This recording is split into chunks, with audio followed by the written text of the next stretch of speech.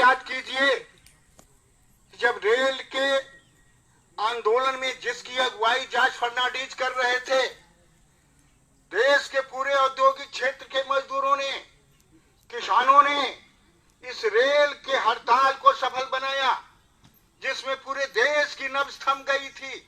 उसी समय देश की सत्ता की कुर्सी थर्राने लगी थी। इसके बाद वह दौर था कि जो आम जनता की ताकत इस तानाशाही सरकार को आभास करा पाई कि जनता में वह ताकत है कि तुम्हारी व्यवस्था को हिला करके रख देगा।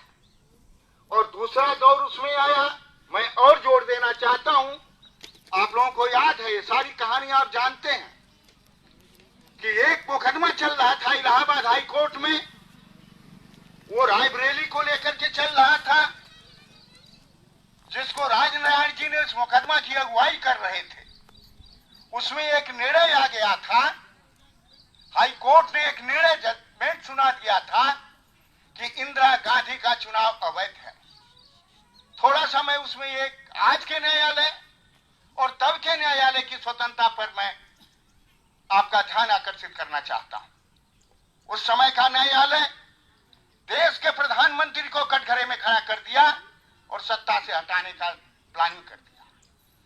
आज का न्यायालय, ये सरकार, ये दुनिया के बाहुबली तानाशाहों के जोर से, जैसा कि इजराइल में बेंजामिन नेतन्याहू ने कहा था कि यहां न्यायालय की स्वतंत्रता सरकार के अधीन होगी, न्यायालय जो भी निर्णय करेगा सरकार की ताकत होगी उसे बदल देगी। लेकिन इजराइल की जनता सड़कों पर उतर करके इस तरह से आंदोलन किया कि वह न्याय की स्वतंत्रता को कभी अतिक्रमण नहीं कर पाए। लेकिन इस देश का शासक जिस तरह से न्याय प्रणाली को ये ध्वस्त करके अपने अधीन बना दिए, अपनी मर्जी के अनुसार फैसला कर रहे हैं और जजों को बता देना चाहते हैं कि तुम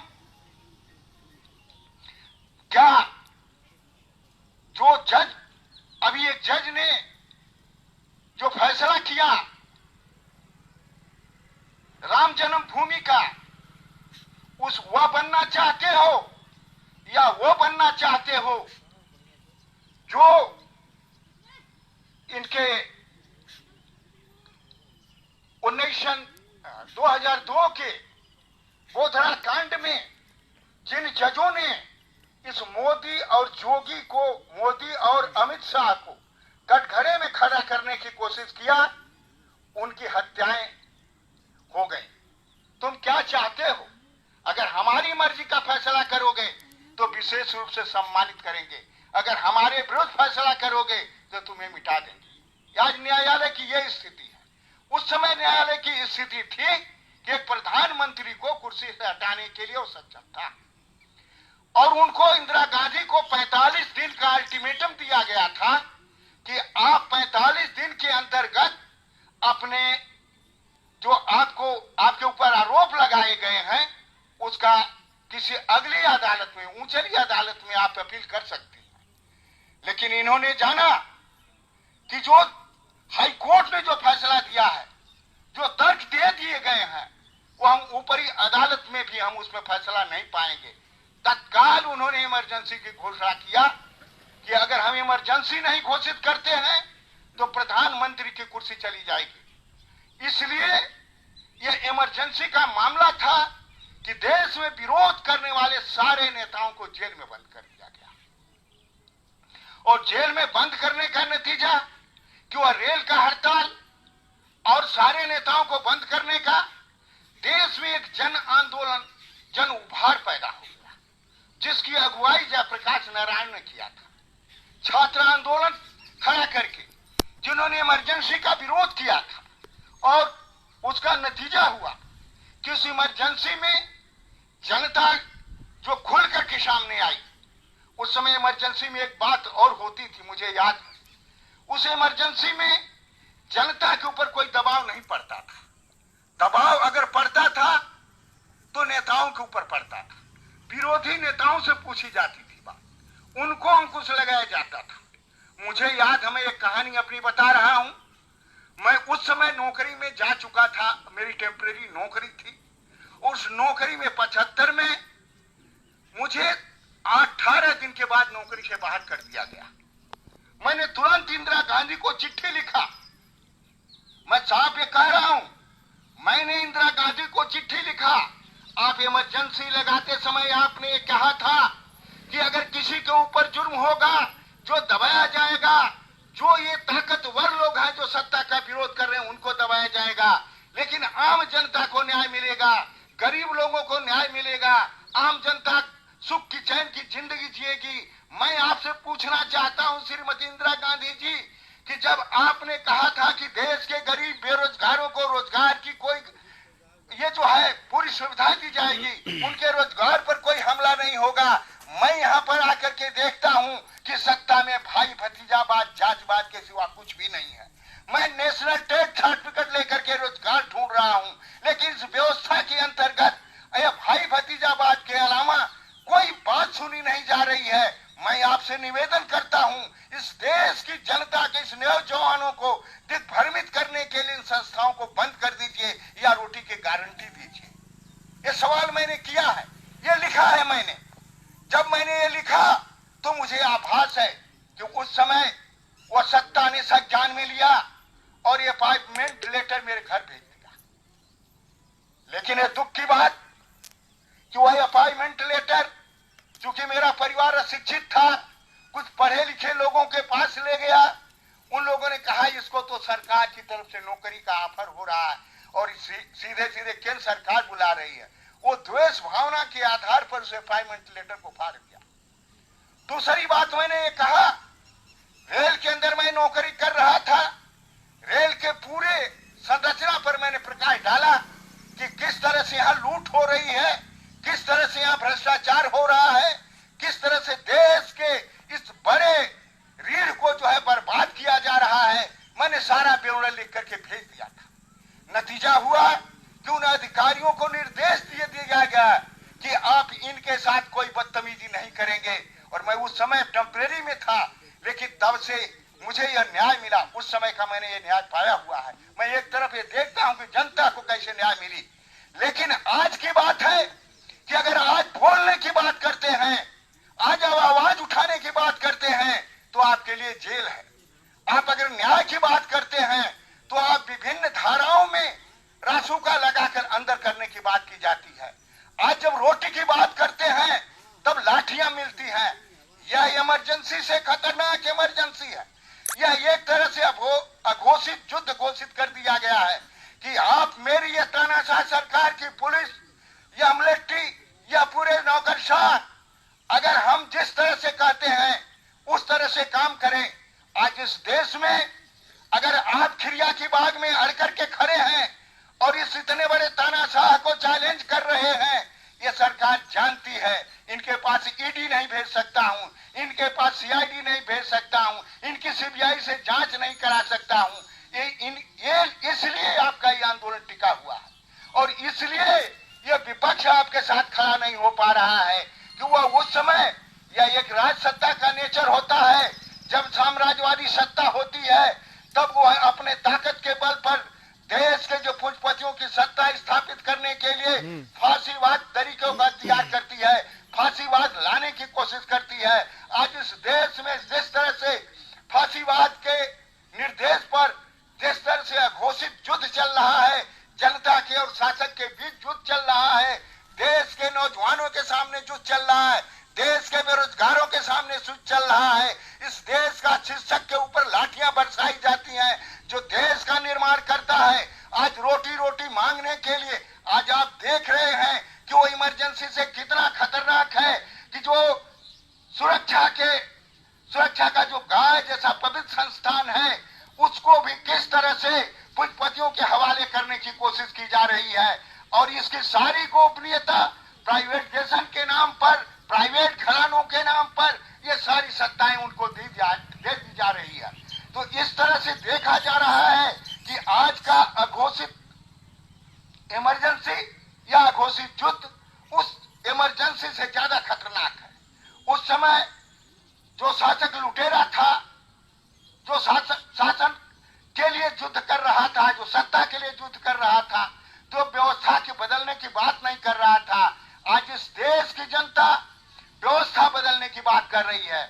हमारे साथी राहुल ने जिस तरह से बताया कि चाहे वो शासक हो, चाहे आने वाला कोई भी शासक हो, अगर साम्राज्यवाद की दलाली अगर उसे करना है तो ये फांसीवाद के रास्ते से ही ये दलाली करेगा। उसे इमरजेंसी लाना पड़ेगा और शासक की नीतियों को, साम्राज्यवाद की नीतियों को लागू करने के लिए बात करना पड़ेगा। आज जिस तरह से अमेरिका में जाकर के इस देश के प्रधानमंत्री आह्वान करते हैं कि आइए इस देश से अगर आपको जुड़ना है तो आपका बहुत बड़ा भला होगा, और यहाँ की बेरोजगारी, यहाँ की भूखमरी और यहाँ के कुछ धनपतियों, कुछ मुट्ठी भर लोगों के धन का जो विकास हो रहा है, एक तरफ भयंकर रूप से जो गरीबी बढ़ती जा रही है, लोगों की जेब से पैसा गायब होता चला जा रहा है, क्रय शक्ति घटती जा रही है, उद्योग धंधे ठप होते चले जा रहे हैं, रोजी रोजगार बंद हो रहा है, शिक्षा व्यवस्था चौपट हो गई, स्वास्थ्य व्यवस्था चौपट हो गई, आज उसका महिमा मंडित विदेशों में किया जा रहा है। तो आज हम जिस स्थिति में जी रहे हैं, जिस स्थिति में हम यहाँ पर हैं, वो स्थिति उस इमरजेंसी से बहुत ज्यादा घातक है। आज हमारी ये व्यक्ति की आजादी के नाम पर जब अमेरिका में इनसे सवाल पूछा गया कि इस देश के अल्पसंख्यक सुरक्षित हैं, इस देश में मानव अधिकार के मामले जो है बहुत ज्यादा, जो मानव अधिकार का उल्लंघन हो रहा है, इस देश में अभिव्यक्ति की आजादी नहीं है, तब इन्होंने एक जवाब घुमा फिरा करके जवाब लोकतंत्र मजबूत है इस बात को दिया, और उन्होंने कहा कि मेरे रगों में लोकतंत्र बसा हुआ है, हम अमेरिका से मजबूत लोकतंत्र हैं, हम बहुत बड़े लोकतंत्र के ये हैं, हमारे यहाँ समानता, स्वतंत्रता, भाईचारा बराबर है, हम सबकी बराबरी का, हम सबके समानता का हम सब बराबर ध्यान रखते हैं, यहाँ कोई उत्पीड़न नहीं हो रहा है। लेकिन आपने देखा होगा शाहीन बाग में जिस तरह से एक वर्ग के लोगों के साथ अत्याचार हुआ, जिस तरह से उसको मिटा देने की साजिश की गई, और आज आप देख रहे हैं जिस तरह सत्ता में बैठे हुए इस भोगवादी लोग भोगासन कर रहे हैं, और ये शासन या पूरा का पूरी सत्ता या पूरा न्याय प्रणाली इन भ्रष्ट लोगों की हिफाजत में खड़ी है।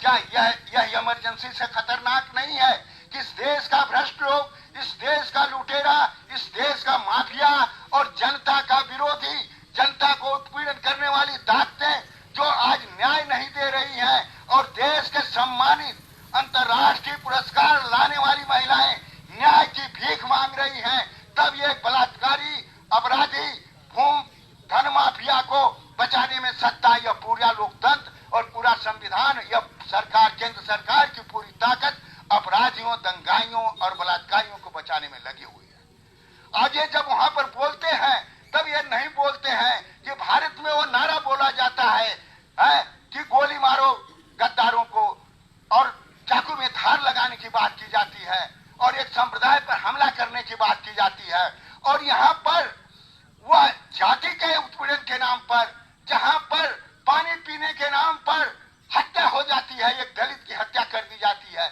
जहां फीस न देने के बाद शराब बस्ती में एक विश्वकर्मा बच्चा का पीट करके हत्या कर दी जाती है, जहां पर मोछ रखने पर हत्या हो जाती है, जहां पर महिलाओं के साथ जो अत्याचार हो रहा है, जहां पर अंकिता भंडारी की लाश को किस तरह से छिपा दिया गया, और ये जिस तरह से ये भोगवादी लोग, जिस तरह से बलात्कारी लोग उनका जो है उनका किस तरह से संरक्षण कर रहे थे, पूरे शासक वर्ग से जोड़े हुए लोग वहां पर जाकर याची कर रहे थे। क्या ये नहीं है कि आज हाथरस की बेटी को न्याय मिलने के बाद आधी रात में उस परिवार को लाश नहीं दिया जाता है, उसे जला दिया जाता है? क्या ये इमरजेंसी से खतरनाक नहीं है कि एक माँ, एक बाप अपनी बेटी के लाश को नहीं जला पाता है? यह किस अपराधियों, बलात्कारियों, दंगाइयों के साथ किस तरह खड़ा होकर के ये शासन व्यवस्था की पूरी ताकत अपराधियों की सुरक्षा में लगाए हुए हैं। ये इमरजेंसी से खतरनाक इमरजेंसी है। इसके लिए हमें युद्ध करना होगा, हमें विरोध करना होगा, हमें लड़ना होगा। और आपको मैं बता देना चाहता हूं कि जिस तरह से खिरियाबाग के निर्दोष आंदोलनकारी इस सत्ता से टकरा रहे हैं, इनको ये डर नहीं है, तुम्हारी बुलडोजर की नहीं डर है, तुम्हारे ये जो है सीबीआई की डर नहीं है, तुम्हारे किसी भी जांच आयोग की डर नहीं है। हम निर्दोष हैं, हम जो है अपनी अस्मिता बचाने के लिए, अपनी जमीन और मकान बचाने की लड़ाई लड़ रहे हैं। तुम्हारे हम बुलडोजर से नहीं डरने वाले हैं, तुम्हारे सीबीआई से नहीं जलने वाले हैं, तुम्हारे किसी भी जांच एजेंसी से नहीं डरने वाले हैं। और किसी भी कीमत पे हम आज यहाँ पर इन महिलाओं ने, इन आंदोलनकारियों ने भूमि अधिग्रहण संबंध में भूमि अधिग्रहण कानून को इस देश के शासक को बताने में सक्षम है और बता दिया है कि वो तुम्हारे कानून में लिखा हुआ है कि ये बहुफसली जमीन, घनी आबादी और ज्यादा से ज्यादा जहां पर भूमिहीन दलित लोग रहते हैं उस जमीन का अधिग्रहण नहीं किया जा सकता है। इसलिए हम अपनी जमीन मकान बचाने की लड़ाई तुम्हें अंतिम क्षण तक लड़ेंगे, चाहे कितनी बड़ी इमरजेंसी और कितनी बड़ी युद्ध की घोषणा करो। हम निश्चित रूप से खिरिया के बाद के आंदोलनकारियों से लड़ते रहेंगे और अपनी जीत की गारंटी दिए बिना हम इस मैदान को नहीं छोड़ेंगे। इन्हीं शब्दों के साथ इनकलाब जिंदाबाद।